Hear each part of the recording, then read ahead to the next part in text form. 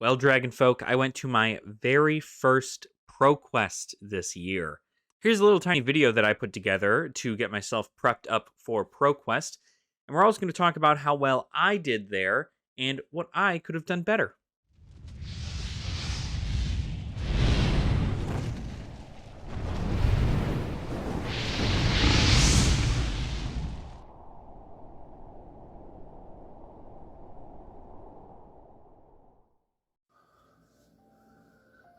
Hey, Dragon Folk, it's the morning of the ProQuest.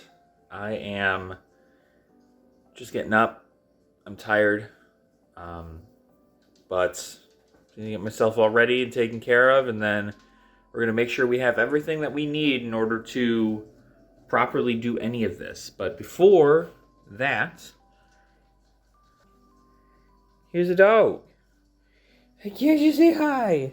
Say hi. Oh, little buddy. And then, of course, we go over here. You gotta say hi to little Gizmo. Gizmo, am I gonna do great at the ProQuest today? Yeah, I'm sure. Alright, well, it's about that time now, so I'm gonna go get myself all ready and prepared, showered. Don't forget to shower at these ProQuests, okay? And I'll give you an update when I'm on the ride.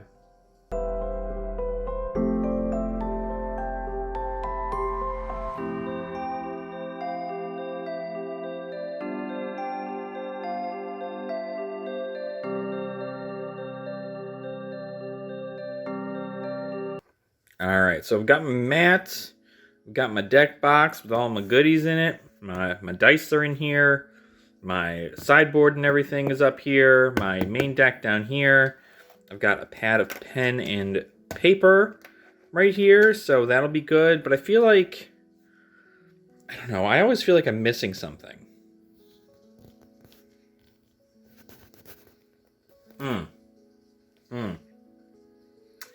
Yeah, I think that'll work. This guy'll do fine. Say hello to the camera. This is my little friend. He's coming with me to ProQuest, and we're going to see how many eyes we get. Alright guys, we're in the car. And all you Dragon Folk, I hope you're having a fantastic day.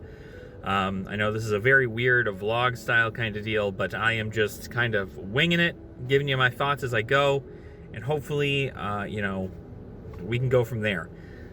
So, some thoughts before I leave. First and foremost, right, I just want to have fun today. So, if it happens to be the case that I don't do too well, I'm not too worried, but I'm pretty confident in my skills. Then again, though, I do know that this is a very large tournament. There will be many, many very highly skilled players there, and it is a little daunting, but at least I know a good portion of them, so I've got some friends there that I can hang out with after everything's all said and done. And more importantly, again, right, we're there to have a fun time. So I'm going to continue to do that all throughout the day. So we're going to go ahead and make our drive up to Downers Grove, which is the location for the Min-Max ProQuest. And yeah, we'll see what happens when I get there. I'm sure there's going to be a lot of people, so I'll make sure to continue taking video. We're here. It's time for ProQuest, baby.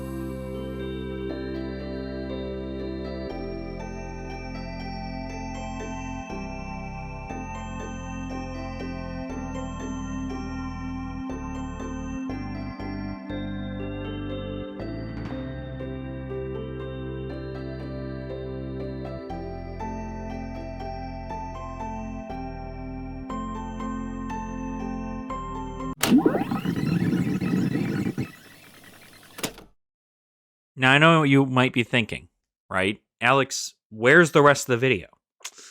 Well, you see, I got a little too enthralled in ProQuest when I was there and forgot to record anything else. That was it. After I opened up those packs, that was it. I don't have any more footage from ProQuest. But I am going to tell you how the ProQuest went. I'm going to tell you kind of my own thoughts on the event itself, and also kind of touch into what my matchups were like. So first and foremost, let's talk about what I was playing into this ProQuest. I was playing Red Hot Dromai. That's right.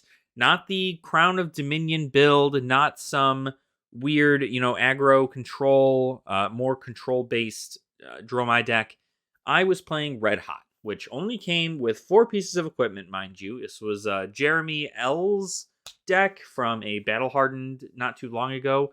All it was Ground of Providence, Flamescale Furnace, Silken Form, and Snapdragon Scalers. That is the entire deck. As far as AB goes, I have my Ash Wings for AB. I have some other things in there that prevent arcane damage if I'm going against something that does a lot of arcane.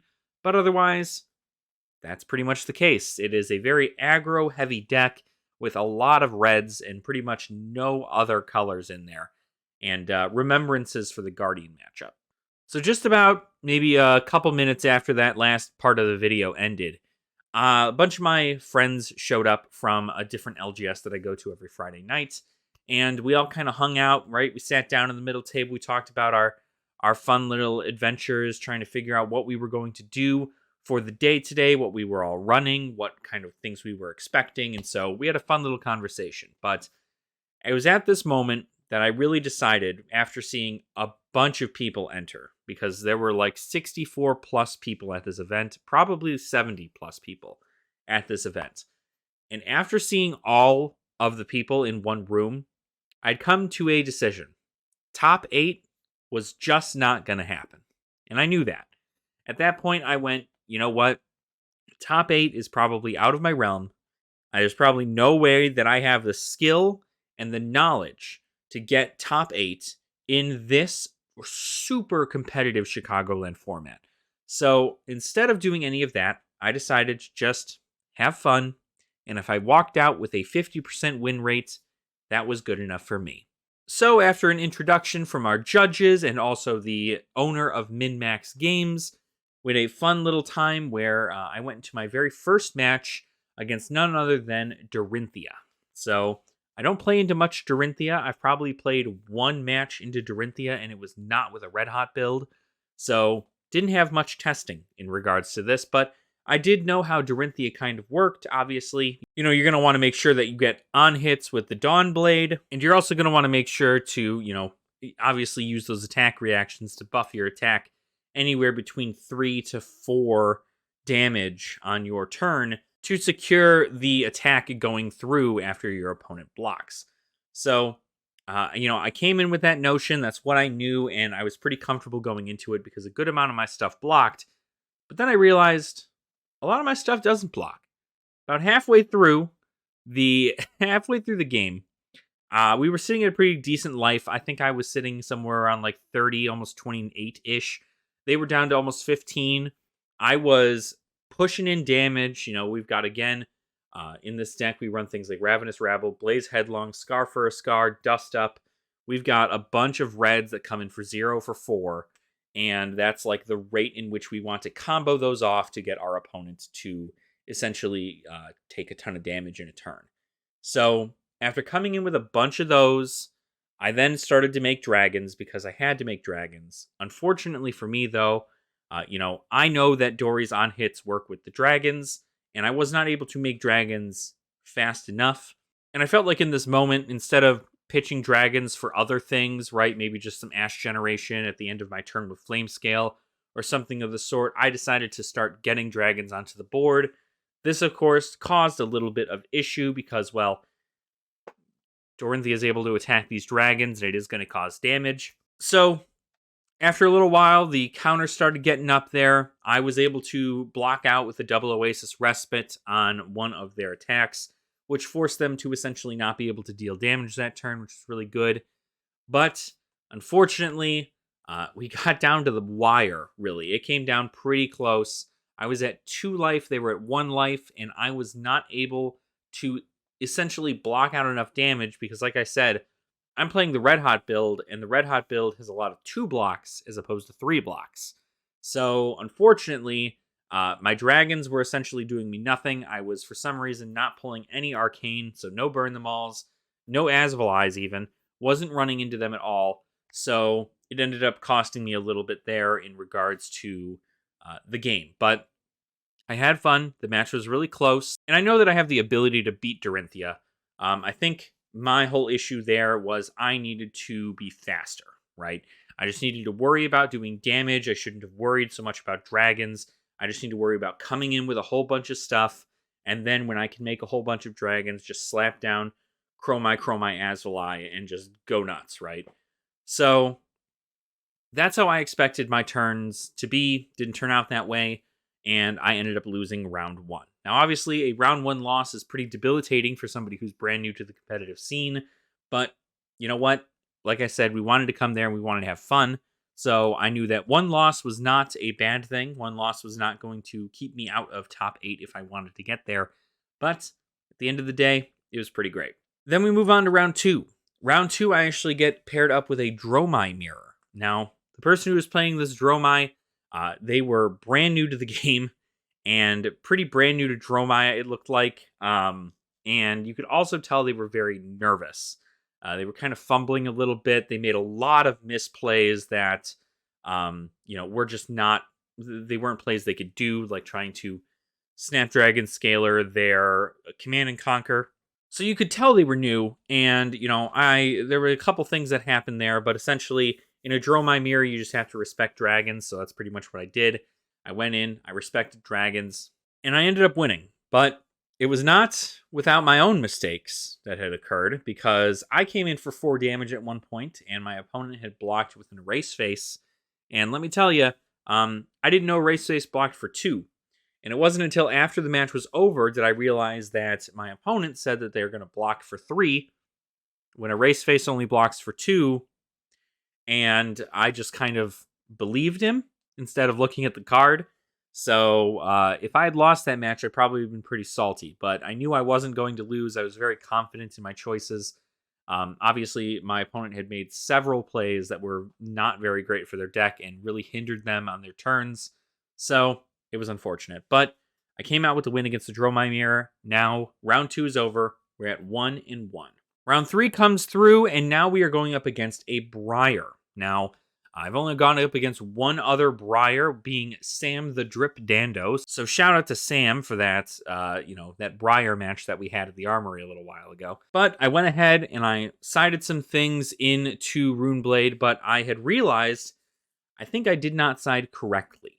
There were some cards that were in there that were not meant to be for there. I swore I was playing the right sideboard. I did not look correctly at what I had in the deck. I'm not going to say that cost me the game because, frankly, we were pretty neck and neck throughout most of it. My problem against Briar, which I did in fact lose to, was because I was not pulling any of my dragons early enough in the game.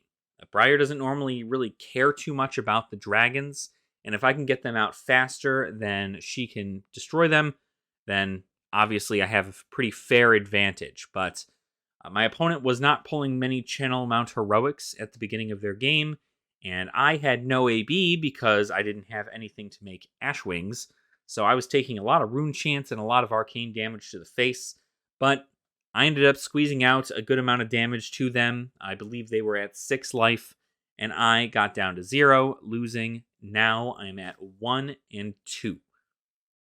So obviously 2 losses is pretty debilitating. I'm not very happy with 2 losses and 1 win, but if I went 4-2, it's not too terrible.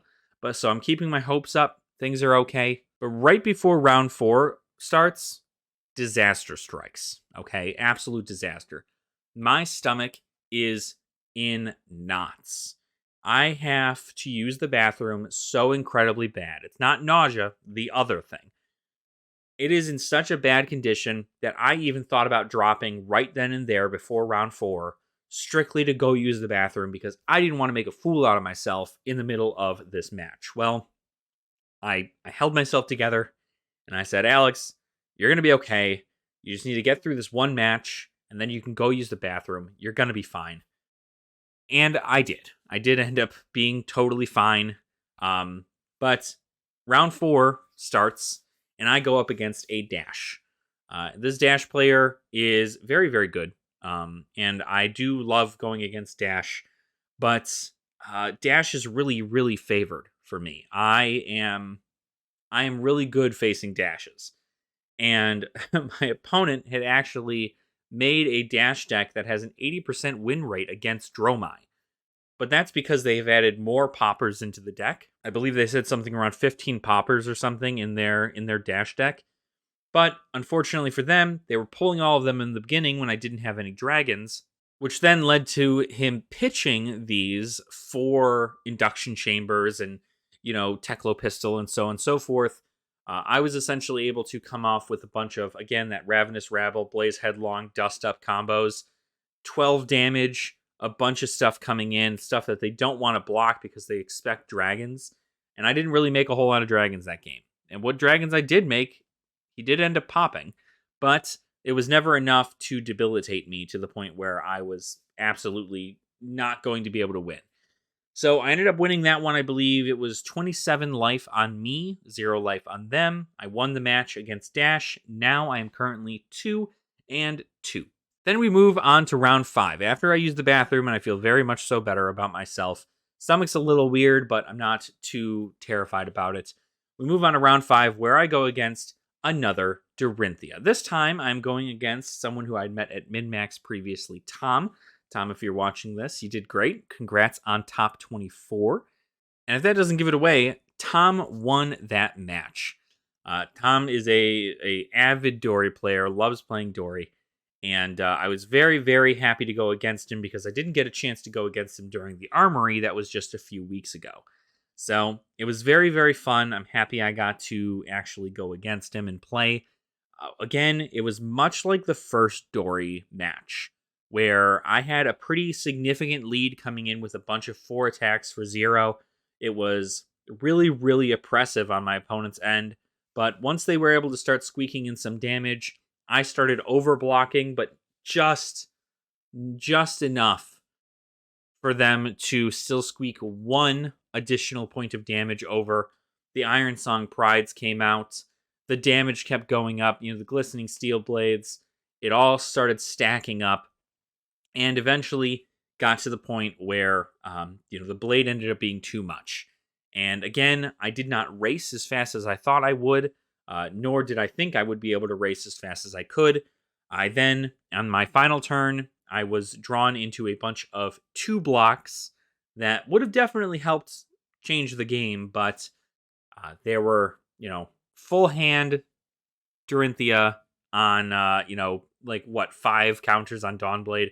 It was very oppressive. So I ended up losing that. I got them down to 1 life, which I'm sure they can thank Heart of Fiendal for because, oh boy, they were only at 1 life. And and then, of course, I was at 3 life and they were able to squeak out that much damage because I did not have anything in response to that. So that was my round 5 loss. Now I'm currently 2-3. Now there's only 1 more round of Swiss left. And of course, I said I wanted to make a 50% win rate. So I had to go into it thinking that I was going to win. I was hoping I was going to win. We were in a pretty big, kind of loser's bracket at this point. But I was very happy to just keep playing and keep enjoying myself. And it was just a fun time overall. We get into round 6. I go against my arch nemesis, not Phi, but Viserai with Rosetta Thorn. Now, Viserai with the Rosetta Thorn is probably one of my worst matchups. Especially now that I don't have Arcane Barrier in a Red Hot build, it was very oppressive. But I did end up squeaking through a lot of damage. I ended up actually doing pretty good comparatively. Of course, I do chalk up a good amount of that damage strictly to the fact that my opponent was, and you could tell because their hands were shaking. They were, they were pondering over their cards. They were either nervous or they were exhausted. And they were hungry because they had eaten all day. 6 rounds of Swiss. I don't know if you guys know how long 6 rounds of Swiss goes, but it was like 7 hours of playing Flesh and Blood straight. 7 hours straight of Flesh and Blood. It was very taxing on the body, but we'll get into that later. So I go into Viserai round 6. I expect a tough matchup, right? But then again, I think to myself, how did Viserai Rosetta Thorn get anywhere near my ranking, right? Like, it's a very good deck right now. I play against them, and I do end up winning. Not by much, though. I think I only had like 6 life at the end of it all, thanks to Sigil of Solace helping me out there. But it was, I was able to punch a lot of damage through. I was able to essentially take advantage of the fact that my opponent was not attacking my dragons. They were instead attacking me. Several other mistakes that my opponent had unfortunately made. So, do I really call it a win? It's much like how I feel about the Dromai, right? I want to play people at their best, but I understand that not everybody is like the best in their mind, right? So, I understand people are going to make mistakes, and I let the Viserai player as well as the Dromai player take back a couple mistakes. But I wasn't going to make a big deal out of it, especially at Viserai, because it was already round 6. I wasn't making it anywhere near top 8. And at this rate, I wasn't making anywhere near top 24. So I wanted to make sure that they at least knew their lines. But there was some stuff that they were pretty committed into doing. And then once everything was cleaned up, they went, oh, I probably shouldn't have done that. And so it was unfortunate. But I did end up winning through with the Burn Them All, getting some arcane damage off. They did not have any more equipment, so that was fun. But so that's my record then. At that point, I've won against Viserai. I'm now officially 3 wins, 3 losses at the end of Swiss. That was my time at PQ. I did not top 8, so I didn't need to stay. Everything else, there was no more games after that unless I wanted to play against some friends. But we were all incredibly exhausted. And it is a taxing time to be playing Flesh and Blood for 7 hours straight. It is very, very, very tough. But we pushed through, we got it, right? And we had fun doing it. Now, I have to say, and this is going to sound a little cocky, but if I'm being honest, I think I played today very, very well.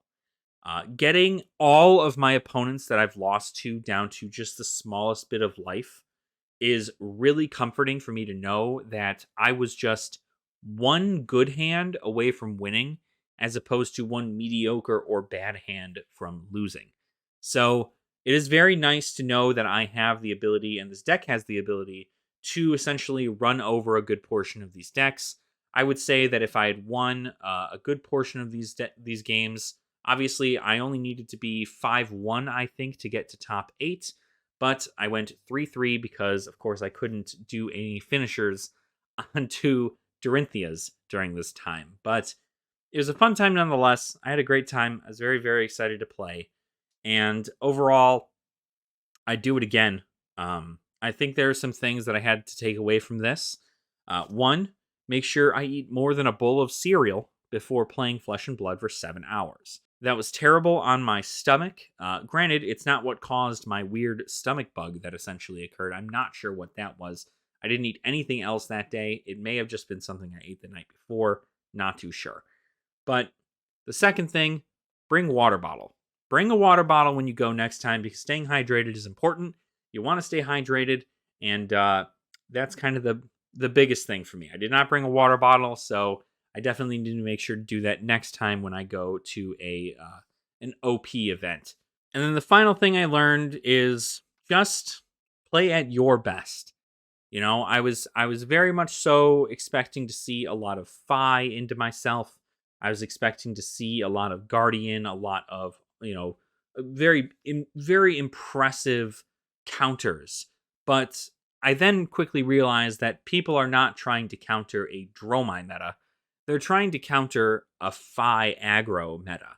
And so in doing so, a lot of people were playing Ice. Dash did end up getting to the top 2. Icelander did end up taking our PQ at the first place. McMahon, I believe his last name is. I don't remember what his first name is, though. So congrats to them for getting that PQ win. Luckily, him and Arjun, who is the Dash player, they both are testing buddies, so it was kind of cool to see them both in the end. And it was just cool to see a lot of people. 4 of the people that I play with at min-max ended up being in the top 8, so it was very cool to see everybody there and representing not only the LGS, but also representing their true power and skill in Flesh and Blood. But the last thing I wanted to talk about was to make sure to just play at your best, because you may have a bad matchup, but your bad matchup may also draw poorly. So as long as you are playing at your best, you should never really worry about losing. Your deck does a couple of things. Make sure they do those things, and hopefully it does them very well, and you have very powerful turns. But I had a lot of fun, and even though I was, essentially had a stomach bug halfway through the event, it was something that I would genuinely do again. Now, do I have the time this month to do that again?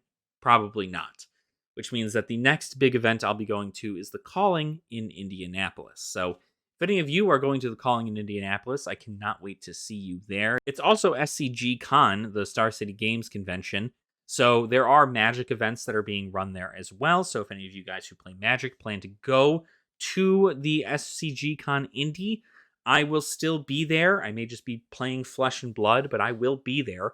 So I'm hoping to meet a lot of you there if you happen to be there. I don't know if I'll do like a live tweet. I guess the other thing that I hope to do better at Indy than I did here at ProQuest is actually film more. I wish I had more things to film, right? I wish I had talked to DM Armada and Flake when they were there, because they were just hanging out at the beginning. I could have gone over and said hi, but I genuinely too nervous. And frankly, I know they're guests and they have things they're doing there. I didn't want to interrupt them and whatever they were doing just in order to say a quick hello. So I hope that I get an opportunity to meet them both sometime soon. But regardless, I know I'm happy to be a part of this YouTube community of Flesh and Blood, and I know Flesh and Blood's been treating me really well. I hope it's been treating you all well too. If any of you had gone to a PQ this week, let me know. I'd love to hear from you. Let me know if you're going into a ProQuest anytime this month. Let me know what you're running. I'd love to hear from you. Just know that the meta currently is still very ice favored. Lexi, Icelander, Oldhim, very, very ice favored into this meta.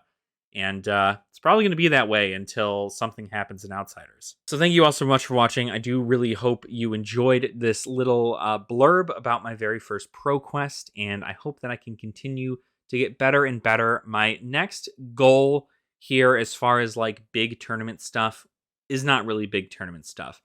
I want to win an armory. I think that's the best place to start, is to win an armory. And once I know I can win an armory, I think I'll have a better idea going into something like a ProQuest or even a calling of some sort. So here's to hoping that that works out for me. But while you're down there writing that comment, please make sure to like the video and subscribe to the channel as well if you have not already. We do also have a Patreon link in the description down below if you were interested in supporting the channel in a more monetary sense. And we do box breaks for our patrons, so if that's something you're interested in doing, feel free to check it out. I plan to do a lot for Outsiders when it drops, so that will be pretty fun. But until then, thank you all so much for watching. Again, I do truly appreciate your support, and I will see you all very soon. Nerd out.